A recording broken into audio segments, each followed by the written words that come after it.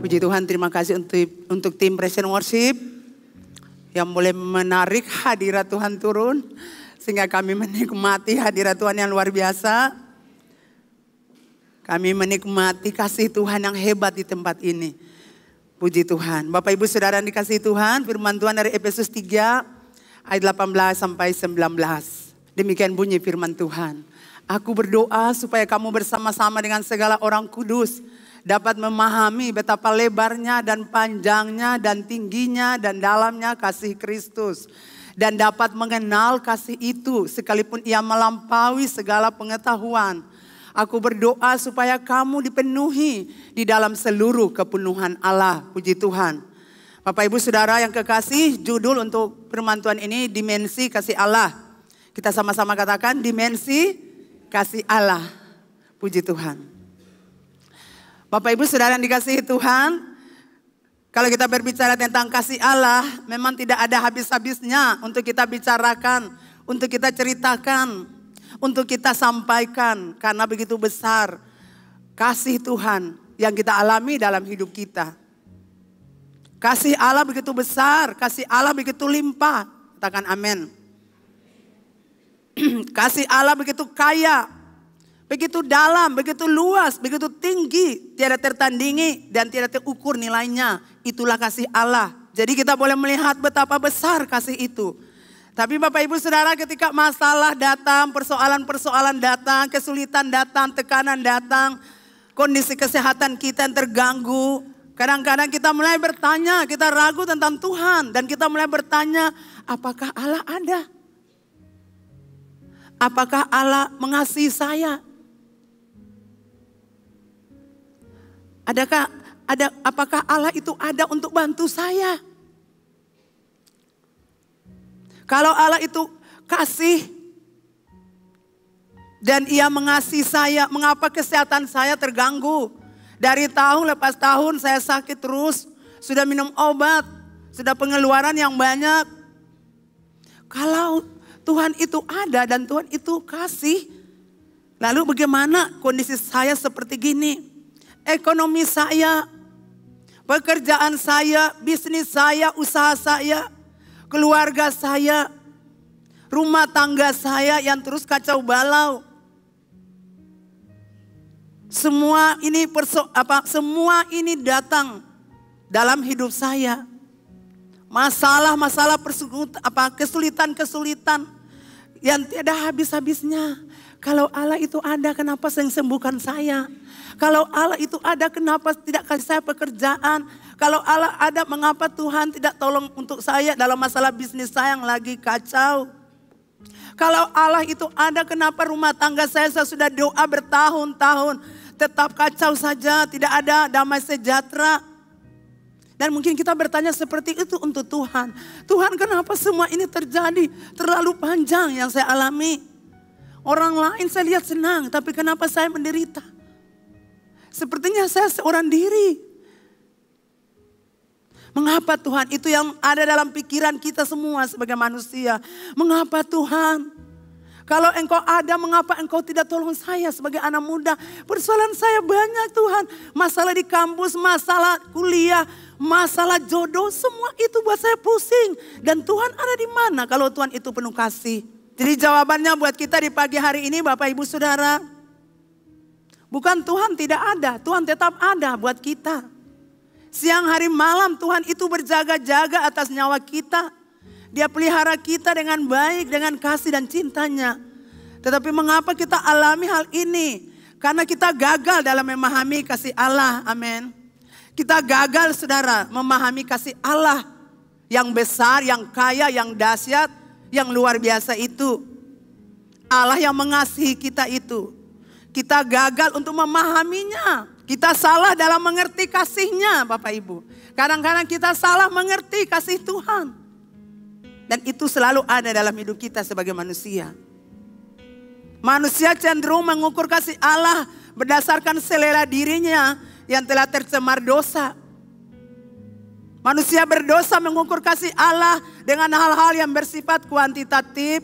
Seperti kekayaan, materi, kesehatan fisik, jabatan, kekuasaan, popularitas dan lain-lain. Manusia yang tercemar dosa berpikir bahwa ketika dia punya kekayaan materi, kesehatan, jabatan, kekuasaan, popularitas, itu berarti Tuhan mengasihinya. Itu berarti Tuhan baik buat dia. Karena manusia berdosa ini mengukur kasih Allah seperti gitu. Makanya Bapak Ibu Saudara, kita harus mengenal Allah dengan baik. Untuk mengenal Allah dengan baik, kita harus bangun hubungan dengan Allah. Dalam pujian, dalam penyembahan, dalam doa. Supaya kita mengenal Allah dengan baik. Kita mengenal kasih-Nya. Kita mengenal cintanya. Kita mengenal sifat-sifatnya. Amin Bapak Ibu. Itu adalah selera kita sebagai manusia. Dan itulah yang cenderung kita pakai untuk mengukur kasih Allah pada diri kita. Kalau orang itu diberkati, punya jabatan, punya pekerjaan, keluarga bahagia. Berarti Tuhan mengasihinya. Saya ini pas-pas, saya ini terbatas, saya ini cuma hidupnya begini. Berarti Tuhan tidak mengasihi saya. Tuhan mengasihi orang itu dan Tuhan tidak mengasihi saya. Kita selalu mengukur kasih Tuhan. Karena kita manusia yang berdosa. Jadi Bapak Ibu Saudara yang dikasihi Tuhan. Sejak awal segala yang dilakukan Tuhan adalah kasih. Katakan kasih. Iya. Jadi sejak awal Saudara. Segala yang dilakukan Tuhan dalam hidup kita itu kasih. Kasih itu sebagai motivasi utama Allah. Karena Allah itu kasih. Allah menciptakan saya dan Bapak Ibu Saudara. Dan Allah mencintai kita. Katakan Allah mencintai saya. Allah bukan saja ciptakan saudara dan saya di muka bumi. Tapi Allah mencintai saudara dan saya. Allah mengasihi saudara dan saya. Ia mengasihi kita tanpa syarat. Kasih-Nya tak terbatas. Allah mengasihi Anda yang ada dalam ruangan ini. Siapapun Anda. Allah mengasihimu. Katakan amin. Jadi karena Allah mengasihi Anda tidak perlu lari dari Tuhan. Allah kita itu. Karena Allah punya kasih itu dahsyat besar, luar biasa. Anda tidak perlu lari tinggalkan Tuhan. Anda tidak perlu bersembunyi dari Tuhan. Anda tidak perlu pergi dari Tuhan. Karena kasih-Nya hebat, dahsyat dan luar biasa. Amin. Pemazmur berkata kasih setia Tuhan. Dari selamanya sampai selama-lamanya. Atas orang-orang yang takut akan Dia. Kalau Bapak Ibu Saudara hidup takut akan Tuhan. Kasih setia Tuhan itu dari selama-lamanya sampai selama-lamanya. Kasih setia Tuhan itu kekal. Amin. Mazmur 103 ayat 17. Jadi kasih manusia Bapak Ibu dengar Saudara. Kasih manusia berbeda dengan kasih Allah. Amin. Kasih manusia, contohnya orang tua dan anak saling mengasihi. Suami dan istri saling mengasihi. Sahabat dan sahabat saling mengasihi. Tetapi semuanya akan berakhir di pintu kematian. Katakan pintu kematian. Semuanya selesai persahabatan. Semuanya selesai suami istri. Semua selesai orang tua dan anak. Jadi kalau orang tua ada sakit-sakit tuh anak-anak. Dengar sekali, perhatikan mama. Jangan buang mama dari rumah. Jangan biarkan orang lain ambil beban itu untuk menangani mamamu. Anda harus ada di situ menemani mamamu. Saya bilang ini karena fakta. Salah satu staf saya harus berjalan dari Eri sana sampai ke Toisapu. Hanya seorang. Karena hanya ada satu orang yang berharga di mata Tuhan. Amin Bapak Ibu. Jangan kasih tanggung jawab itu untuk orang lain. Kamu kan masih ada. Jangan usir mama dari rumahnya. Biarkan mamamu itu tinggal di rumahnya. Sampai beliau meninggal, Anda datang di rumah itu. Kalau memang kau mau jaga orang tuamu, biarkan dia menikmati rumahmu. Jangan kamu buang dia dari rumahnya. Jadi anak-anak dengar. Layani orang tuamu dengan baik. Layani mereka dengan penuh kasih sayang. Jangan telantarkan mereka. Jangan tidak punya waktu bagi mereka. Anda harus punya waktu. Saya sering bilang untuk mami ade, mami oma itu sudah usia lanjut. Walaupun sesibuk-sibuknya mami ade, mami tolong pergi ke Oma Aca. Saya datang, saya berdoa untuk beliau terima Tuhan Yesus. Jadi saya bilang ke sana terus, walaupun ada keluarga Salmon yang melayani, mami harus datang. Peluk beliau, cium beliau. Kasih kata-kata sukacita. Amin Bapak Ibu.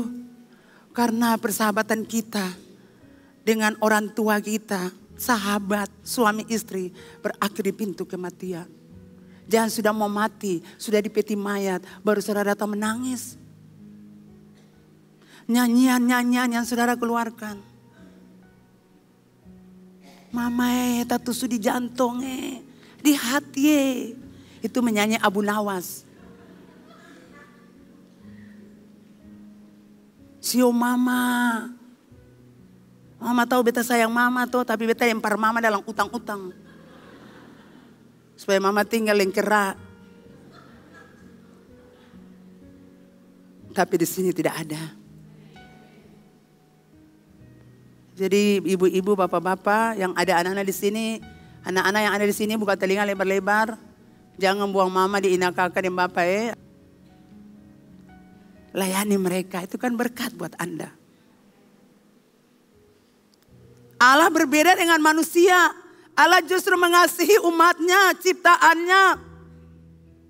Allah mengasihi umatnya secara aktif dari zaman ke zaman.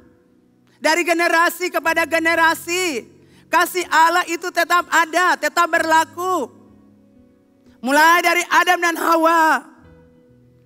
Kemudian keluarnya bangsa Israel dari Mesir. Kita lihat kasih Allah ada di sana bagi mereka. Zaman pembuangan bangsa Israel ke Babel. Bagaimana kasih Allah membawa mereka kembali ke tanah perjanjian. Zaman perjanjian baru sampai pada zaman kita sekarang. Dan generasi yang akan datang. Allah dengan kasihnya tetap setia kepada kita yang percaya kepadanya. Katakan amin. Dari generasi kepada generasi, kasih Allah tidak pernah pudar. Kasih Allah tidak pernah hilang. Kepada mereka yang percayanya, kasih Allah tetap ada pada mereka. Kasih Allah adalah kasih yang tak berkesudahan. Di dalam kesulitan Bapak Ibu Saudara, dalam kesukaran, dalam masalah, dalam persoalan, dalam tantangan, dalam sakit penyakit yang kita alami. Kasih Allah sungguh bekerja. Di dalam membentuk karakter kita. Sehingga iman kita dapat bertumbuh. Iman kita kuat. Katakan bertumbuh. Kuat. Tahan uji. Iya. Jadi setiap yang terjadi yang saya bilang tadi. Itu membentuk karakter Bapak Ibu Saudara. Sehingga Bapak Ibu Saudara punya iman bertumbuh. Bapak Ibu Saudara punya iman semakin kuat. Dan Bapak Ibu Saudara semakin tahan uji. Menghadapi persoalan-persoalan yang lain. Yang akan datang dalam kehidupan Bapak Ibu Saudara. Ada amin. Jadi tidak berkesudahan kasih itu. Di dalam sakit penyakit yang Anda alami, kasih Allah ada di sana. Saya mau minta Ibu Sarah yang Bapak Roni dan Mama Helen layani. Bolehkah Ibu Sarah berdiri? Iya, kita tepuk tangan dulu buat Tuhan Yesus. Ibu Sarah boleh balik ke belakang. Kita tepuk tangan buat Tuhan Yesus. Terima kasih Ibu, silakan duduk lagi. 2 minggu lalu ya. 2 minggu lalu Ibu Sarah duduk di kursi roda. Tapi sekarang Ibu Sarah punya iman, dia percaya sama Tuhan. Puji Tuhan. Dia bilang saya tinggalkan kursi roda ini. Sudah lama beliau sakit. Dan menurut keterangan daripada Bapak Roni yang selalu melayani mereka. Ibu Sarah sekarang bukan tinggal di rumah. Ibu Sarah pergi untuk memberitakan Injil. Ibu Sarah bersaksi tentang kasih Tuhan. Tentang kesembuhan, mujizat supranatural yang terjadi. Dia sembuh ketika datang gereja ini. Dia perkenalkan gereja ini. Dia sampaikan apa yang terjadi di gereja ini. Untuk orang-orang di sekitarnya. Untuk orang-orang yang ada di dekat dia. Dia menyampaikan tentang ajaibnya Tuhan menolong dia. Terima kasih Ibu Sarah. Tuhan Yesus memberkati ibu dan keluarga. Mereka tinggal di Paso jauh sana saudara. Tapi mereka ada di sini. Bukan di Paso ya, di Nania. Kemarin juga Ibu Dina bilang buat saya satu keluarga dari Paso. Mereka tidak punya uang untuk sampai ke gereja. Hanya uang persembahan dibagi-bagi. Papa mama dengan 3 anaknya Ibu Dina. Iya, jadi 5 orang naik motor. Mereka bilang mereka pergi uang sudah ada di tangan. Tapi bensin tidak ada. Yang ada cuma 10.000 di tangan ibu itu. Sampai di tempat pom bensin, pas mau buka itu, isi bensin di motor itu, bapaknya lihat kok aneh ya. Tadinya kan motornya tuh kering, bensin tidak ada sehingga tidak bisa jalan. Beliau tidak bisa jalan-jalan pakai motor. Tapi ketika sampai di pom bensin, beliau buka itu ternyata bensin di dalamnya itu masih ada penuh. Itu luar biasa saudara. Itu mujizat supranatural. Itu bukti kasih Allah. Orang-orang yang selalu merindukan Tuhan. Dia percaya, dia katakan apa yang Ibu Gembala lepaskan di gereja saya imani itu. Saya percaya itu dan mujizat supranatural terjadi. Dan bukan sampai di situ, beliau datang di sini ibadah 10.000 yang mau beli bensin itu tidak bisa lagi kan karena sudah bensin penuh. Tidak bisa diisi lagi karena sudah penuh. Akhirnya 10.000 dibawa ke gereja. Dengan catatan pulang beli ikan, lalu makan nasi saja dengan ikan. Sementara pulang dari gereja orang telepon, datang ambil makanan, tinggal makan saja. 10.000 tidak keluar lagi saudara. Apakah dengan keadaan 10.000 saja Tuhan Allah tidak mengasihi mereka? Tuhan tetap mengasihi. Walaupun cuma 10.000, tidak seperti kita yang merah-merah banyak di tangan. Ini 10.000 saudara, apakah Tuhan tidak mengasihinya cuma 10.000 di tangan? Dan kita merah-merah? Tidak saudara, Tuhan tetap mengasihinya. Dan Tuhan punya cara untuk menolongnya. Katakan amin. Ini dari jauh saudara, dari Paso Transit sana. Anda yang tinggal dekat-dekat rumah gereja, susah sekali untuk datang. Seseorang juga datang. Dia bilang, Ibu Dina saya mau memberkati hamba-hamba Tuhan yang ikan. Bawa ikan buat Mama Gembala. Karena beliau ini jual punya ikan-ikan untuk dijual. Ada tempat-tempat yang sudah disiapkan tinggal beliau bawa. Lalu mereka dua hitung uangnya. Uangnya sekitar begini. Pergi lagi orang itu memberkati lagi seseorang. Balik lagi sampai di rumah hitung uang lagi. Ternyata uang yang seharusnya sekian. Jumlahnya sekian. Hitung sampai ulang-ulang. 2 kali lipat Tuhan kasih. Tuhan ganti. Ya. Jadi harga ikan cuma 500.000 itu hitung-hitung ulang sama Ibu Dina mereka berdua itu di dapur. Saya masuk juga mereka lagi hitungnya pikir dong ada main judi kapan nih. Tapi mereka dua hitung bagaimana mungkin 500 bisa jadi 1 juta saudara. Karena dia memberi melepaskan berkat bagi gereja Tuhan, bagi gembala, bagi hamba-hamba Tuhan. Jadi terima kasih untuk orang itu, Tuhan memberkati. Saya percaya ada banyak hal terjadi. Kalau saya bilang kesaksian pasti Bapak Ibu punya banyak. Tapi ini contoh itu supranatural. Amin. Kalau orang natural bilang orang ini gila ya. Kita tidak gila, amin. Kita dipenuhi dengan roh. Kita mabuk oleh roh. Kita dipenuhi oleh roh. Jadi itu bukti. Apakah cuma dia penjual ikan penghasilan begini Tuhan tidak sayang dia sementara yang lain penghasilannya sampai juta-juta? Tidak. Dalam keadaan begitu Tuhan tetap sayang dia. Bayangkan Tuhan kasih lipat akan itu luar biasa saudara. Katakan wow. Saya juga pasti. Saya pasti. Jangan pakai pikiran natural ya. Katakan saya pasti. Iya, saya pasti sembuh seperti Ibu Sarah. Saya pasti dapatkan berkat seperti orang itu. Saya pasti dapatkan bensin yang penuh di mobil saya. Saya pasti dapatkan. Amin. Ya, jadi Bapak Ibu Saudara yang dikasihi Tuhan. Dengan kasihnya yang tetap, Allah tetap mengasihi kita. Allah dengan kasihnya tetap setia kepada Bapak Ibu Saudara yang percaya kepadanya. Dia tidak permalukan Bapak Ibu Saudara. Dia tidak pernah kecewakan kita. Dia tidak pernah buang kita, itu janjinya. Kasih Allah adalah kasih yang tidak berkesudahan. Di dalam kesukaran, kesulitan, masalah, persoalan, tantangan, sakit, penyakit dan sebagainya. Kasih Allah sungguh bekerja untuk bentuk karakter kita. Katakan karakter. Jadi kalau Bapak Ibu Saudara sementara alami kesukaran, kesulitan, itu proses karakter sementara berlangsung. Jangan Anda marah, kenapa terjadi begini, kenapa terjadi begini. Karena kalau ranting-ranting tidak berbuah itu dipotong supaya Anda lebih banyak berbuah. Amin. Kaki-kaki yang tukang pigis yang pulang tahun-tahun dapat potong. Kikis akang. Tangan-tangan yang ambil lagi pun uang nanti juga dapat potong. Tanpa dibilang. Amin. Mulu-mulu yang suka memaki, nanti juga dapat potong. Lidah-lidah suka memaki, bersumpah. Suka bohong laki, suka bohong bini. Itu sudah dapat potong semua. Supaya bersihlah Anda berbuah banyak. Jadi mari kita renungkan hidup kita mulai kita lahir muka bumi sampai saat ini. Berapa kali kita mengalami kasih Allah dalam hidup kita. Saya percaya Anda tidak bisa hitung. Pemberian Allah secara cuma-cuma kita terima seperti nafas hidup. Sehingga kita masih hidup, amin. Oksigen yang kita hirup gratis saudara. Coba dari lahir sampai sekarang kita hitung untuk bayar oksigen. Berapa itu banyaknya? Itu cuma-cuma Tuhan kasih untuk kita. Berkat-berkat yang melimpah. Jabatan-jabatan, harta kekayaan dan masih banyak lagi. Yang Tuhan buat dalam hidup kita. Apakah tidak cukup hanya karena persoalan sedikit? Tuhan di mana? Cuma kita sakit sedikit, Tuhan di mana? Cuma kita punya persoalan rumah tangga, Tuhan di mana? Kalau Tuhan ada, kenapa tidak tolong beta?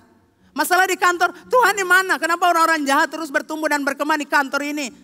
Tuhan di mana Tuhan? Mana keadilan Tuhan? Cara kerja Tuhan tidak seperti cara kerja kita Bapak Ibu. Daud berkata dalam Mazmur 40 ayat 6. Banyaklah yang telah kau lakukan ya Tuhan Allahku. Perbuatanmu yang ajaib dan maksudmu untuk kami. Tidak ada yang dapat disejajarkan dengan engkau. Aku mau memberitakan dan mengatakannya tetapi terlalu besar jumlahnya untuk dihitung. Ya Bapak Ibu saudara kita akan seperti Daud. Tuhan dari saya lahir sampai sekarang terlalu banyak jumlahnya. Kalau aku hitung mungkin 1000 lidah aku punya tidak cukup Tuhan. Amin Bapak Ibu. Karena perbuatanmu dahsyat. Perbuatanmu luar biasa. Aku menikmati kasih-Mu yang berlimpah-limpah. Amin. Saudara sakit persoalan masalah tetap kasih Allah ada di situ buat Bapak Ibu Saudara. Buat Bapak Ibu Saudara kuat berdiri. Itu karena kasih Allah bisa buat kita bangkit berdiri. Kasih Allah buat kita bisa ampuni orang. Kasih Allah bisa buat kita berdiri kokoh sekalipun difitnah, dihina. Itu kasih Allah buat kita. Jangan masalah datang, Tuhan di mana? Dia menghina saya, dia permalukan saya. Tuhan di mana? Tuhan ada yang membuat engkau berdiri dan tersenyum. Itu karena Tuhan Allah ada untuk Anda. Membuat Anda punya hati tenang dan Anda tersenyum. Amin.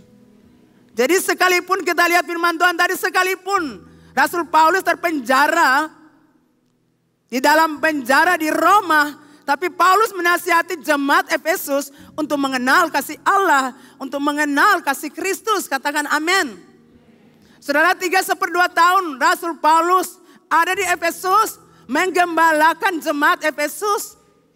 Firman Allah berkata 3,5 tahun lebih dia layani mereka siang malam. Sambil mencucurkan air mata. Dia berbicara Injil buat mereka. Dia bicara keselamatan buat mereka. Dia bicara tentang Yesus buat mereka. Makanya sekalipun dalam penjara. Sebagai pemimpin yang baik, gembala yang baik. Dia kasih ingat mereka. Untuk mereka mengenal kasih Allah. Untuk mereka mengenal kasih Kristus. Sekalipun mungkin dia berkata, saya tidak ada untuk gembalakan kalian. Saya tidak ada lagi untuk memimpin kalian. Tapi jangan kalian lupa. Bahwa kasih Allah itu lebar. Kasih Allah itu panjang. Kasih Allah itu tinggi.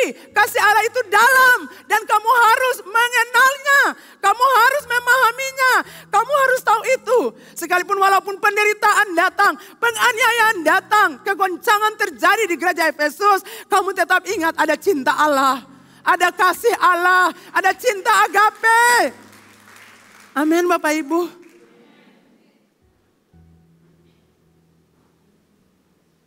Jadi Paulus katakan, ingatkan nasihati, ingat itu. Ingat kasih Kristus. Ini adalah satu paradoks yang sulit untuk dimengerti. Mengapa Bapak Ibu Saudara? Karena di satu sisi Paulus meminta mereka untuk memahami kasih Allah.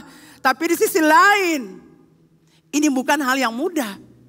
Karena untuk memahami kasih Allah, ternyata melampaui semua pengetahuan yang manusia miliki. Kalau kita bicara kasih Allah untuk orang belum mengenalnya, dia berpikir kita tuh aneh. Karena dia tidak mengalami seperti kita. Betul Bapak Ibu? Kita mengalami kasih Allah dan kalau kita ceritakan tak habis-habisnya. Kita mau bilang terus seperti orang lain mau bilang. Kita bilang kita punya dulu karena menggebu-gebu hati kita. Betapa besar Tuhan tolong saya, betapa luar biasa. Kalau kita bilang itu untuk orang-orang dunia, mereka berpikir orang ini ada dalam kumpulan orang-orang stres dan gila. Betul Bapak Ibu Saudara. Tapi kita bersyukur kepada Tuhan. Amin. Bahwa kita memahami kasih itu. Bahwa kita mengenal kasih itu. Allah menyatakan kasih-Nya kepada kita dalam Yohanes 3 ayat 16. Karena begitu besar kasih Allah akan dunia ini. Sehingga Ia telah mengaruniakan anaknya yang tunggal. Dan seterusnya. Itu kasih Allah Bapak Ibu. Maka dalam 1 Yohanes 4 ayat 9 dikatakan. Dalam hal inilah kasih Allah dinyatakan di tengah-tengah kita. Yaitu bahwa Allah telah mengutus anaknya yang tunggal ke dalam dunia. Supaya kita hidup olehnya. Amin. Kita hidup ini karena kasih karunia Allah. Katakan amin. Wow, itu luar biasa saudara. Dari Yohanes 3 ayat 16 dan 1 Yohanes 4 ayat 9. Ini adalah kasih Allah yang sesungguhnya. Katakan yang sesungguhnya. Kasih Allah yang sesungguhnya. Dalam Efesus 3 ayat 18. Paulus berdoa. Dia katakan aku berdoa. Supaya kamu bersama-sama orang kudus dapat memahami. Betapa lebarnya, panjangnya, tingginya. Aku berdoa. Di penjara ini aku berdoa. Saudara lihat Paulus tidak berdoa untuk dirinya. Dia tidak berdoa untuk persoalan pribadi yang dia alami. Dia tidak berdoa bagaimana dia mengalami hal buruk di penjara itu. Bagaimana dia mengalami tekanan di penjara itu. Dia tidak berdoa untuk hal itu. Tapi dia berdoa untuk jemaat di Efesus. Aku berdoa. Supaya kamu memahami kasih Allah. Cinta Allah yang begitu dalam. Begitu luas. Kalau kamu pahami itu, kamu akan kokoh berdiri. Jadi seperti dia mau bilang, aku mengenal kasih itu. Itu yang membuat aku tetap berdiri. Walaupun dari satu tempat ke tempat lain, aku dianiaya, aku dilempari batu. Aku masuk penjara, sampai di Roma ini aku masuk penjara. Tapi karena aku mengenal kasih Allah, aku memahami kasih itu. Aku tetap berdiri, aku tetap kokoh. Sekalipun di penjara, penjara tidak halangi aku untuk terus beritakan Injil. Penjara tidak menghalangi aku merebut damai sejahtera yang ada padaku. Karena aku memiliki kasih Allah, cinta Allah. Amin Bapak Ibu. Kalau saja kita mengenal cinta Allah, kasih Allah, kita tidak perlu terlalu tidak perlu kacau balau hidup kita. Kalau hadapi masalah, kita tidak stres, tertekan. Kita tidak seperti cacing yang kena kapur, saudara. Agar terus, bicara terus. Karena kita mengenal kasih itu. Karena kita mengenal cinta itu. Nah ini berbicara tentang sebuah dimensi, katakan dimensi. Dimensi tidak terbatas, amin. Lebar, luas, panjang, tinggi, dalam. Ini dimensi Allah yang tidak terbatas. Amin Bapak Ibu. Wow. Itu yang Paulus bilang. Jemaat Efesus, aku mengasihi kalian. Aku mau kamu mengenalinya. Jadi Paulus sedang menggambarkan bahwa kasih Kristus bukanlah sesuatu yang absurd. Mustahil, konyol. Kasih Allah itu konyol. Kasih Allah itu mustahil. Tetapi Paulus mengatakan bukan mustahil, bukan konyol. Kasih Allah itu bukan mustahil dan bukan konyol. Tetapi sesuatu yang memiliki bentuk, sesuatu yang memiliki ruang atau dimensi. Amin Bapak Ibu. Bukan konyol, bukan mustahil. Bukan absurd, bukan. Itu nyata, kasih Allah nyata. Jadi dengan kata lain, sesuatu yang nyata. Kasih Allah itu adalah sesuatu yang nyata, yang kami lihat, yang kami saksikan. Kasih Allah itu yang kami sampai di pom bensin. Kami bisa melihat ada bensin di dalam itu tangki motor. Kasih Allah itu yang membuat Anda berdiri, tinggalkan kursi roda. Kasih Allah itu yang membuat Anda terkagum-kagum. Karena Allah melipat gandakan multiplikasi keuangan terjadi dalam usaha dan bisnismu. Itu dimensi yang tak terbatas. Jadi Bapak Ibu Saudara ingat, Yesus tidak mengasihi kita hanya dengan kata-kata yang manis. Kan banyak orang bicara kata-kata manis tapi parlente banyak. Di depan manis tapi di belakang racong. Di kantor-kantor tuh saudara perhatikan tempat-tempat usaha di kampus-kampus. Laki-laki Abu Nawas tuh bicara manis tapi racong. Jadi hati-hati perempuan-perempuan jemaat dari Ambon, jangan sampai Anda dapat racun. Karena kalau Anda dapat racun, susah sekali. Anda butuh waktu berabad-abad untuk memperbaiki racun jadi baik. Dan Anda sudah terlanjur menderita. Sudah pegang tongkat-tongkat baru laki bertobat. Sungguh miris. Laki pegang tongkat baru bertobat, laki sakit-sakitan tempat tidur baru bertobat, susah sekali. Jadi perempuan-perempuan di rumah Ambon dengar, buka telinga dengar baik-baik. Buka telinga. Cari laki-laki yang dia bicara manis-manis, itu dia parlente. Dia sembatul itu. Saudara tersonto lalu dia ambil batu buang, dia sapu-sapu saudara kaki, itu parlente. Itu banyak laki-laki seperti itu, yang parlente paling banyak. Mulai sapu-sapu Anda, puji-puji Anda supaya Anda bayar itu ongkos makan di kopi apa tuh. Itu. Balaga bawa di tempat-tempat terhormat padahal uang yang ada dia peras Anda. Hati-hati laki-laki suka peras Anda. Laki-laki itu paling banyak. Mudah-mudahan tidak ada di gereja ini, amin. Jadi bye-bye berdoa, makanya berdoa tanya Tuhan. Yang manis jangan cepat-cepat ayo mama bilang apa tapi dia paling baik. Iyo, saya boleh apa dia pun kulidoriang. Orang tua bilang jatuh dan jaga Peter Seli. Iya, Peter Seli itu kecil alu, jadi jatuh dan orang-orang bawah. Jadi Anda perlu berdoa sungguh-sungguh, amin. Jangan dengar dia pun kata-kata manis tuh. Saya ada orang cantik di gereja cuma sah. Saya ada orang pun mobil di gereja cuma saya paling baik. Saya paling cantik. Lalu Anda mulai terpengaruh dengan kata-kata itu. Lalu yang lama kikis, dompet kering. Lalu mulai minta dari orang tua. Tapi saya percaya di sini tidak ada, amin. Katakan tidak ada di sini. Tidak ada di sini. Berarti yang sebelah sini tidak ada, yang sana banyak, di atas juga banyak. Jadi berdoa sungguh-sungguh, amin. Ya, jangan kata-kata manis, parlente itu. Ya, beda dengan kasih Yesus Bapak Ibu. Yesus tidak mengasihi kita dengan kata-kata manis, tapi Ia menunjukkan kasihnya melalui perbuatan dan pengorbanan. Kasih Yesus bukan sekedar konsep atau perasaan yang berubah-ubah, tapi sesuatu yang nyata yang kita nikmati setiap saat. Manusia itu lalu ada mood, maka kasih remote. Kasih pizza, kasih spaghetti. Apalagi? Kasih puyung hai. Kasih makanan-makanan kesukaan Anda. Tapi ketika moodnya tidak ada, siapa kowe, siapa lu? Itu dia berubah-ubah. Hari ini bilang esok saya yang naik. Nanti kita bawa mama kue, esok lupa saya yang bawa. Tahun depan tahun depan ketemu, dulu kita janji mau bawa mama kue, kita lupa. Tapi di sini tidak ada, amin. Kasih Yesus tidak seperti itu, tidak Tuhan janji lalu ubah-ubah, tidak. Tuhan janji ya Tuhan tepati. Amin. Kalau Tuhan bicara ya Tuhan genapi. Aku mengasihimu, dia mengasihi kita. Aku supply kebutuhanmu, dia lakukan. Bukan manusia. Nanti kita kasih uang Pas Tuhan saya bicara dengan dia, kali kita kasih uang untuk per orang lain. Kasih manusia selalu ubah-ubah. Mau dia mau marah atau apa kan. Kalau Anda sudah mau kasih dia, kasih buat dia. Amin.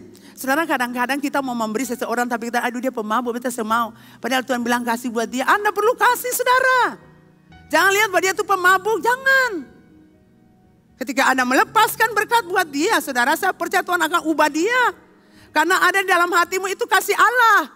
Waktu Anda lepaskan uang buat dia, berkat buat dia, dia akan tertolong. Dia akan merasakan kenapa saya jahat begini, tapi saya diperhatikan Tuhan. Dia akan berubah. Amin. Jangan kasih per orang suka kasih per saudara. Kasih per orang yang memang pernah kasih saudara. Nah Bapak Ibu saudara yang dikasih Tuhan, ada 4 dimensi kasih Allah dalam Efesus 3 ayat 18. Yang pertama, kasih Allah itu lebar. Katakan lebar. Kasih Allah itu lebar Bapak Ibu Saudara. Kasih Allah itu tidak terbatas. Tidak dapat dilukiskan. Begitu lebar, begitu luas dan tiada taranya. Amin. Kasih Allah itu tidak bertepi. Yang melampaui batas, ruang dan waktu. Yang melampaui segala akal dan pikiran serta pengetahuan manusia. Betul Bapak Ibu? Kasih itu tidak punya batas, tidak punya ruang dan waktu yang melampaui segala akal, pikiran, pengetahuan manusia. Itu kasih Allah melampaui itu Bapak Ibu Saudara. Jadi Allah tidak karena punya kasih yang demikian, Allah tidak membedakan orang. Entah dia itu merah, entah dia kuning, entah dia hitam seperti kita orang Ambon, entah dia putih, semuanya berharga di matanya, amin. Jadi siapapun Anda dalam ruangan ini, Allah mengasihi kita. Kau punya kulit putih seperti Ibu Dina, Pastor Ana, Allah mengasihi. Amin. Kau punya kulit hitam seperti, siapa di sini yang hitam ya? Itu. Tetap Allah mengasihinya, amin. Itu Carlo dan juga Anton. Iya. Dan juga Epen. Dan juga Ricky, semua hitam-hitam. Tapi Allah mengasihi mereka saudara. Amin. Iya. Allah mengasihi kita. Sawo matang. Setengah-setengah matang putih, setengah-setengah matang hitam. Itu Allah kasih kita saudara. Mau rambut keriting lurus, patah-patah mayang. Semua Allah sayang kita. Amin. Allah sayang kita saudara. Allah mengasihi kita. Jadi masalah ada, jangan Anda bilang Tuhan di mana. Tidak, Tuhan ada di situ. Tuhan ada bagi kita. Amin. Allah tidak bedakan orang. Kasihnya melampaui segala batasan. Baik batasan suku, status sosial dan budaya yang ada di dunia ini. Kasih Allah melampaui segala batasan itu saudara. Dengan kasih Allah kita bisa mengasihi orang yang berbeda etnis dan ras dengan kita. Amin. Saya ingat waktu Tom tinggal di Singapura. Itu orang apa ya? Ethiopia atau orang apa ya? Afrika mungkin, saya lupa namanya tuh yang hitam-hitam tinggi tuh saya masuk. Saya kaget saudara. Karena yang saya lihat cuma mata dan gigi. Saya pikir patung saudara. Ibu Dina pasti ingat ya orang Mongolia atau orang apa tuh. Kan tinggi besar saudara. Tidak ada orang tinggi seperti orang ibu itu. Tinggi besar. Jadi kalau duduk ngomong kan satu jari satu kan mereka. Saya pikir patung yang mereka taruh dalam ruangan itu. Saya kaget juga saudara. Saya bilang kalau boleh saya pergi jangan saya ketemu orang itu. Jadi Bapak Ibu Saudara Allah, kasih Allah melampaui itu. Dengan kasih Allah kita bisa mengasihi orang yang berbeda dengan kita. Dengan kasih Allah kita bisa mencairkan segala kesombongan di hati kita. Dendam di hati kita. Amarah, kebencian di hati kita. Kasih Allah itu mencairkan itu. Apapun di hati kita entah sakit hati, pahit hati, luka hati. Kasih Allah masuk mencairkan. Sehingga tidak ada lagi hal itu dalam hati kita. Kasih Allah adalah kasih yang murni tanpa pamrih dan penuh pengorbanan. Amin. Sudah ingat Bapak Gembala pernah khotbah tentang cinta agape. Sekalipun engkau mengkhianati aku, menyakiti aku tetap mengasihimu. Tadi Tuhan bilang ketika kamu masih berdosa, aku datang, aku bebaskan kamu. Aku selamatkan kamu, aku tebus kamu. Waktu itu kamu masih hidup berdosa. Aku datang selamatkan kamu. Amin. Sekalipun kamu tidak pantas untuk diselamatkan karena kamu berdosa sakiti aku. Tapi aku mengasihi kamu. Itu yang Tuhan mau bilang pagi ini. Sekalipun ada orang sakiti hatimu. Katakan aku tetap mengasihimu. Aku tetap menyayangimu. Amin. Aku tetap ada untukmu. Aku tetap ada buat engkau. Amin Bapak Ibu. Seseorang ketemu saya, dia bilang, Mama tolong berdoa buat saya.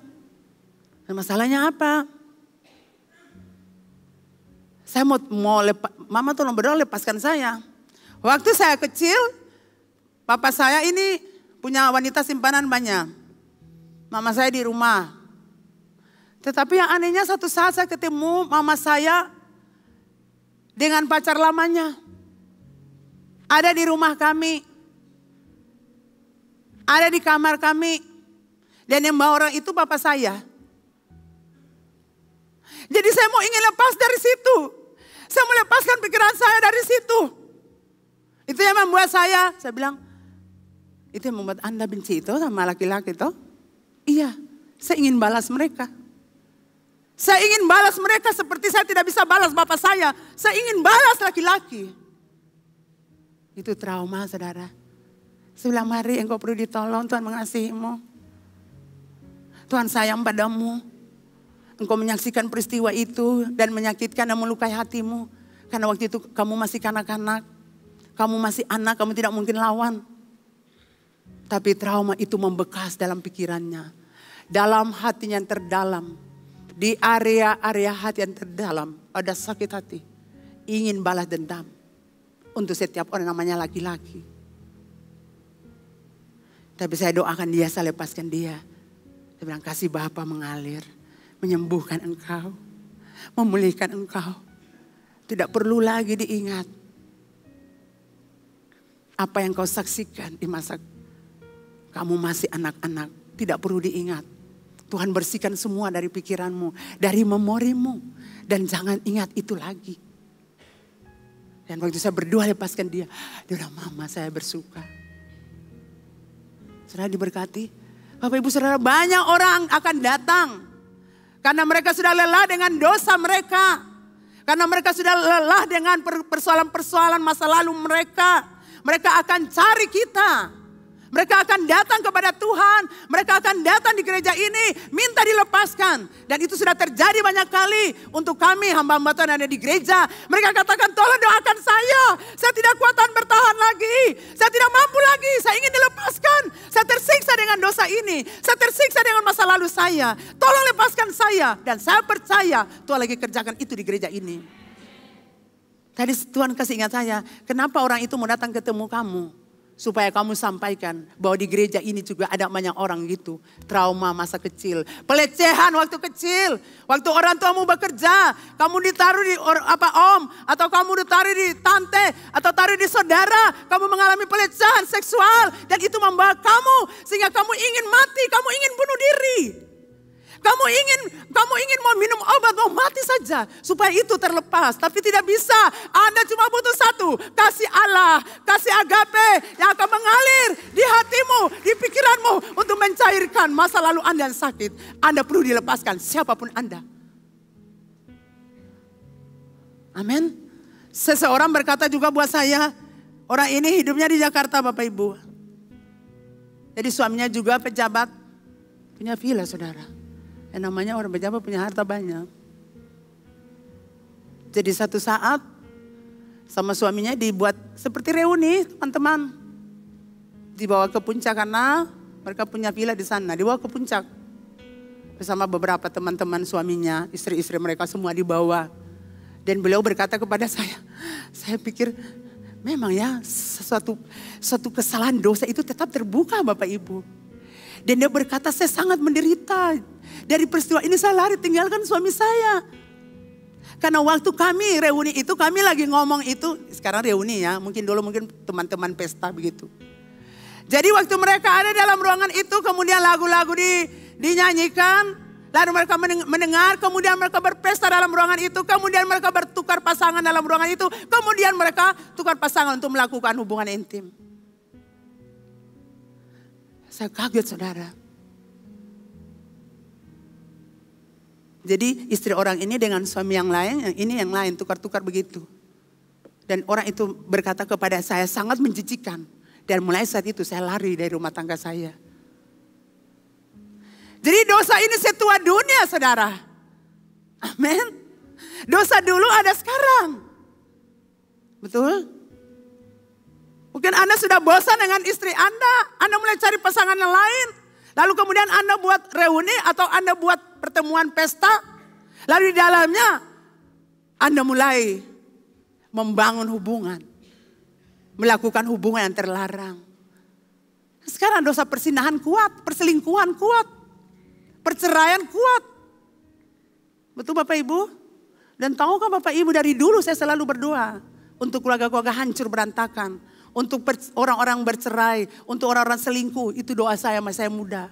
Saya sudah doa itu saudara. Jadi kalau Anda datang di sini saya tahu Tuhan bawa Anda di sini. Karena sebuah doa pernah saya taruh. Dan bukan saya dulu sampai sekarang. Karena saya rindu rumah-rumah tanggamu dipulihkan. Perceraian bukan jalan keluar. Mungkin sementara Anda bahagia, tapi selanjutnya penderitaan. Jadi Bapak Ibu Saudara yang dikasihi Tuhan, hanya kasih Allah yang bisa membuat Anda mengampuni orang-orang itu. Saya katakan buat orang itu ampuni dia. Ampuni orang-orang itu. Ampuni orang itu juga yang telah membangun hubungan dengan mamamu yang kamu saksikan. Ampuni dia, biarkan dia pergi dari hatimu dan pikiranmu. Karena itu menghalangi Anda untuk berjumpa Tuhan. Anda tidak bisa masuk untuk berjumpa Tuhan. Ketika Anda masuk, persoalan itu datang. Datang terus dalam gambaran Anda, dalam pikiran Anda. Sehingga membuat Anda tidak pernah berjumpa Tuhan. Sekalipun Anda menyanyi dan menyembah. Jadi itu sebabnya Anda perlu dibebaskan. Kasih Allah itu lebar. Amin. Engkau yang mengalami pelecehan seksual di masa lalu, kasih Allah itu lebar. Artinya Allah sanggup melepaskan Anda. Allah sanggup untuk memulihkan Anda. Allah sanggup untuk memerdekakan Anda. Anda perlu kemerdekaan. Anda perlu kebebasan di dalam Tuhan. Amin Bapak Ibu. Nah itu yang terjadi saat ini saudara. Berapa banyak kita lihat dunia ini berjalan seperti Sodom dan Gomora. Betul Bapak Ibu? Jadi kita lihat sekarang orang-orang berjalan dalam hukuman. Orang-orang berjalan dalam kehancuran. Jadi mari kita belajar saudara. Kalau Anda ada di dalamnya, Anda perlu pertobatan.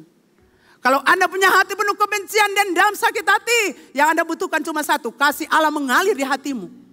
Supaya itu memulihkan hatimu. Kalau tidak, engkau tidak bisa mengampuni. Karena pengampunan itu sumbernya Tuhan. Karena Tuhan itu sumber pengampunan. Dia akan mengalirkan pengampunan untuk kita. Dan kita akan mengampuni orang itu. Makanya kalau suami kita berbuat jahat untuk kita. Tidak baik.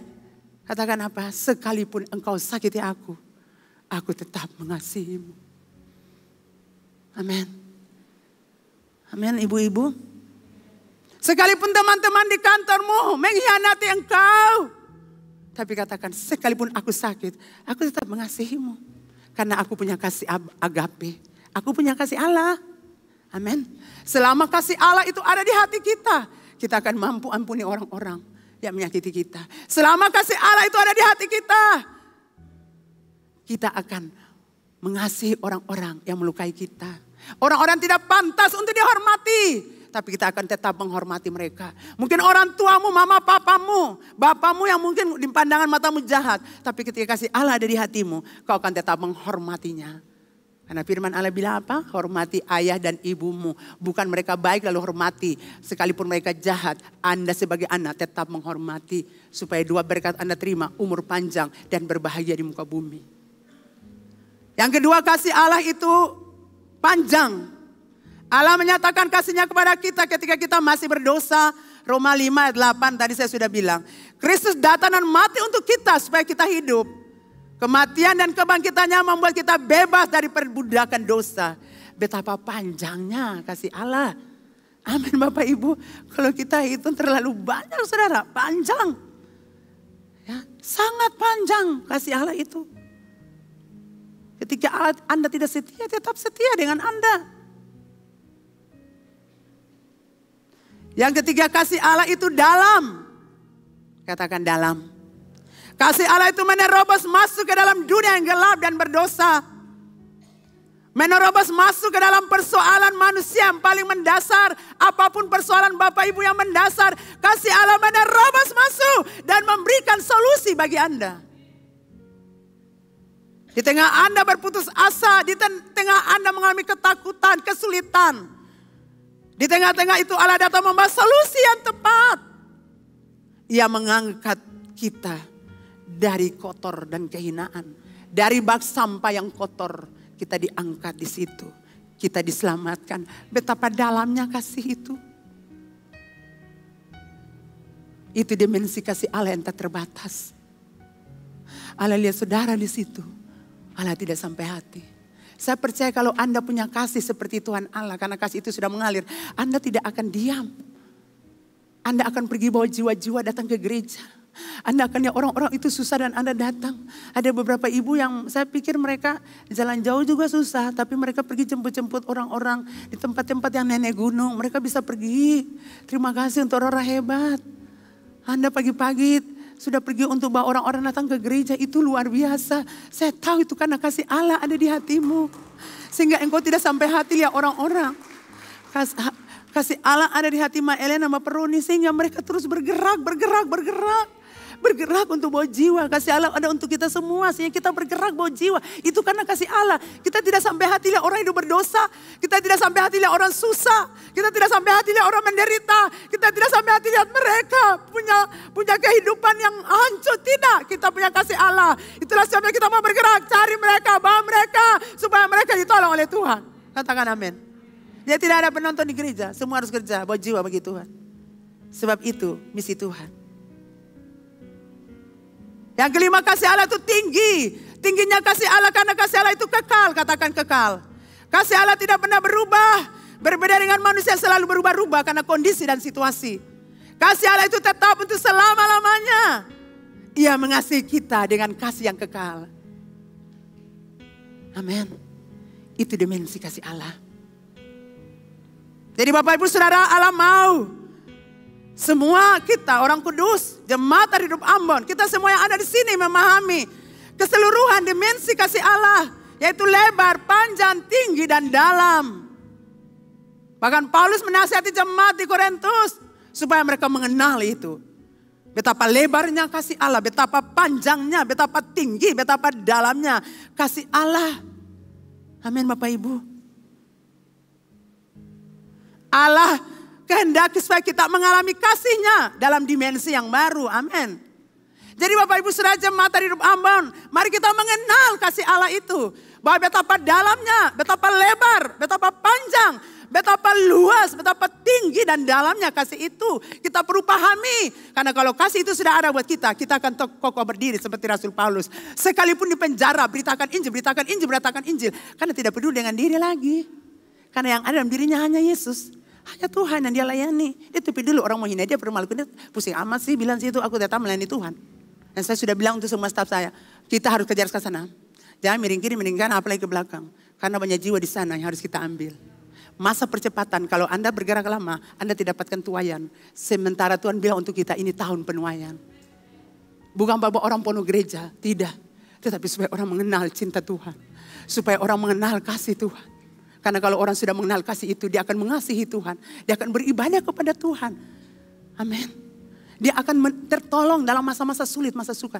Saya mau bilang buat Bapak Ibu, siapa yang tolong Bapak Ibu Saudara dalam masa sulit dan sukar? Tuhan.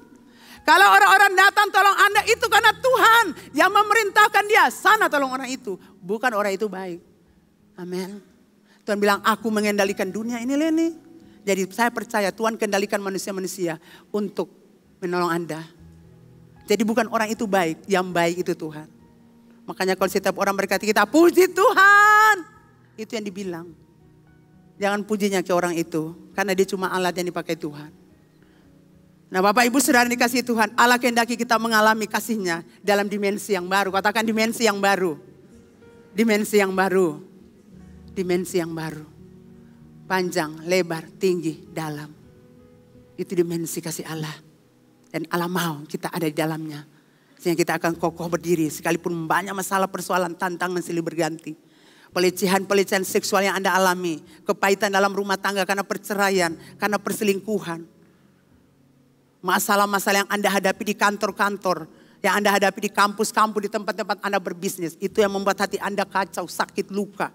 Anda tidak bisa terima lihat orang-orang jahat berkembang di kantor-kantor Anda. Anda tidak bisa mengampuni mereka. Tapi hari ini Tuhan bilang, ampuni mereka. Amin. Kalau Anda tidak mengampuni mereka, kasih Allah tidak ada dalam diri Anda. Itulah sebabnya Anda perlu kasih Allah. Anda perlu cinta Allah ada di hati Anda. Mengampuni mereka. Tugas kita ampuni saudara. Amin.